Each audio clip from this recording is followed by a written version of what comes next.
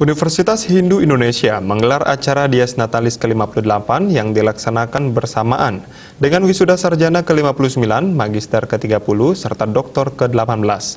Acara tersebut berlangsung di Bali Safari and Marine Park dengan tetap menerapkan prokes yang ketat.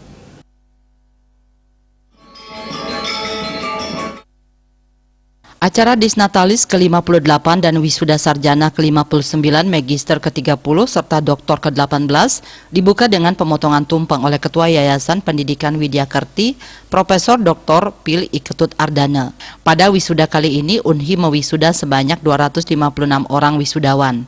Dengan rincian strata 1 sebanyak 225 orang, terdiri dari sarjana Fakultas Ilmu Agama, Seni dan Budaya 2 orang, sarjana Fakultas Ekonomi Bisnis dan Pariwisata 174 orang, sarjana Fakultas Teknologi Informasi dan Sains 8 orang, sarjana Fakultas Teknik 14 orang, sarjana Fakultas Pendidikan 23 orang, sarjana Fakultas Kesehatan 1 orang, sarjana Fakultas Hukum 3 orang.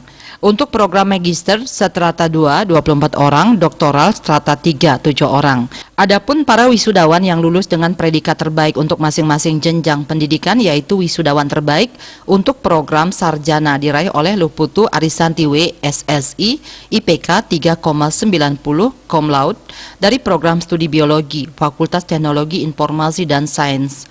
Wisudawan terbaik untuk program magister diraih oleh Igusti Agung Putusagung Angga Diputra, MSOS, IPK 3,84, cum laude, dari program Magister Ilmu Agama dan Kebudayaan. Dan wisudawan terbaik untuk program doktor diraih oleh Dr. Nali Eka SAG MSI, IPK 3,93, cum laude, dari program Doktor Ilmu Agama dan Kebudayaan. DRH Imade Damriase menyampaikan, pandemi COVID-19 telah membuat perubahan di berbagai sektor termasuk pendidikan tinggi. Berbagai aspek tatanan kehidupan telah berubah, baik akibat dampak pandemi COVID-19 maupun perkembangan dan perubahan kemajuan teknologi. Perguruan tinggi harus sigap beradaptasi melalui perubahan kurikulum dan metode pembelajaran. Kompetensi sumber daya manusia harus menyesuaikan dan tata kelola perguruan tinggi juga harus menyesuaikan.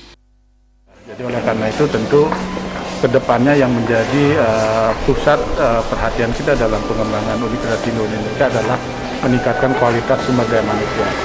Karena perguruan tinggi itu 99% ditentukan oleh kualitas sumber daya manusianya. Sehingga untuk tahun ke depan yang menjadi fokus perhatian kita adalah meningkatkan kualitas SDM baik dalam produktivitas ilmiah maupun dalam kegiatan-kegiatan yang bisa meningkatkan daya saing dan relevansi daripada Universitas Hindu Indonesia.